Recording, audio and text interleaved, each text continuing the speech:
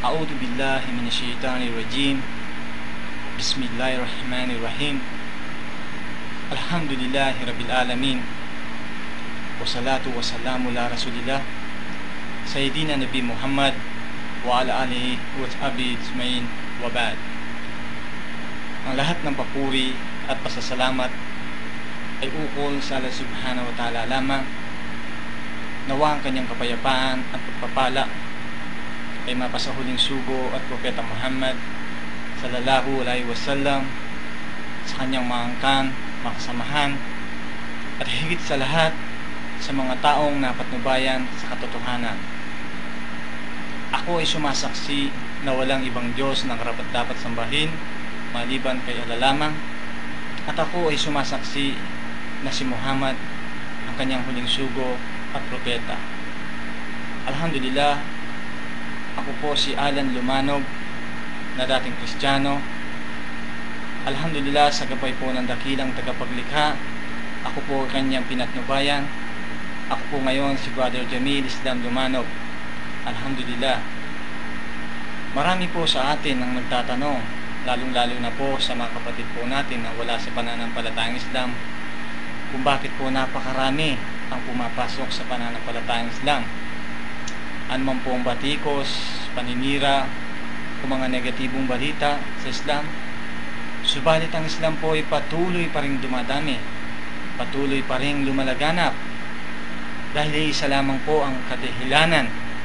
Dahil ang Islam, ito po ang tunay na reliyon na binigay po ng dakilang tagapaglikha, na kung saan ang Allah subhanahu wa ta'ala ay nagsabi sa banal na Quran sa Suratul Baqarah, Inna dina indallahi al-Islam. Verily, the religion in the sight of Allah is Islam. Ang sabi ng Allah, katotohanan, ang relihiyon sa paningin ng dakilang tagapaglikha, ang Islam. Alhamdulillah.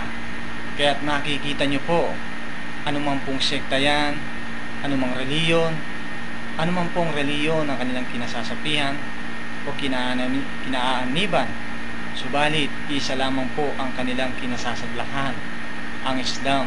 Alhamdulillah. Dito po sa pananampalatayang Islam, na kung saan ang dakilang tagapaglikha ay nagpakilala, ito po ay mababasa sa Suratul Taha ng chapter 20 verse 14. Ganito po ang sabi ng dakilang tagapaglikha, Innani anallahu la ilaha illa ana fa'budni wa aqimas salata lidikri. Ang sabi ng Allah, Verily, I am Allah. There is no God but I. Worship me and perform prayer for my remembrance. Ang sabi ng Allah, katotohanan, ako si Allah. Walang ibang Diyos maliban ako. Sambahin niyo ako. Mag-alay kayo ng dasal upang ako'y palagian niyong makilala. Subhanallah. Yun po ang tunay na Diyos, na siya po ay nag-angkin na siya lamang ang tunay na nag-iisang Diyos. Ang Allah subhanahu wa ta'ala ay nagsabi uli sa banal na Quran sa Suratul Ikhlas, Bismillahirrahmanirrahim, Qul huwallahu ahad, Allahu samad, lam yalid walam yulad, walam yakun lahu kufuwan ahad.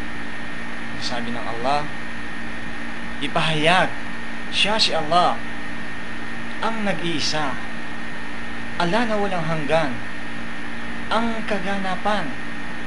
Hindi siya ipinanganak at hindi siya nagkaroon ng anak, at sa kanya ay walang makakahalin tulad.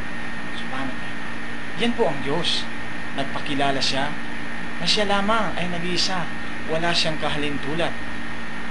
Dito po sa banal na Quran, na kung saan dito po natin malalaman po natin kung bakit nilikha tayo ng dakilang tagapaglikha. Ano po kaya ang layunin ng ating buhay?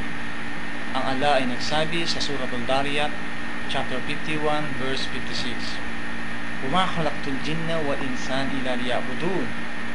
I have not created jinn and mankind except to worship me alone. Sabi ng Allah, hindi ko nilikha ang mga jinn at ang mga tao maliban upang ako ay sambahin. Subhanallah. Gayon po ang kadahilanan kung bakit ko po niyakap ang pananampalatayang Islam. Kailanman, kapag ikay nilikha lamang, lumitaw ka dito sa daigdig, hindi ka pwedeng maging Diyos. Mananatili ka nilikha. Bagamat iba ang tagapaglikha at iba naman ang nilikha. Katulad din naman na iba ang tagapagsugo at iba naman ang isinugo. So alhamdulillah, kaya mga kapatid ko po rito, mga kababayan, mapapalad po tayo dahil nakarating po tayo dito sa gitnang silangan na kung tawagin, ito po yung tinatawag ng banal na lugar, sagradong lugar. Alhamdulillah, andito po lahat ng kaganapan ng lahat ng propeta na isinugo ng dakilang tagapaglikha, ang Allah subhanahu wa ta'ala. Kaya pagkakataon niyo po mga kapatid, mag-isip po kayo, pag-aralan niyo po ang pananampalatayang Islam. Dahil ang Islam, ito po ang kaligtasan sa kabilang buhay. Kaya't alhamdulillah, ako po ay nagpapasalamat sa dakilang tagapaglikha. Ginabayan niya po ako, alhamdulillah, ako po ngayon ay isang Muslim. Subhanakallahumma wa bihamdik, asyhadu an la ilaha illa anta, wa astaghfiruka wa atubu ilaik. Assalamu alaikum warahmatullahi wabarakatuh.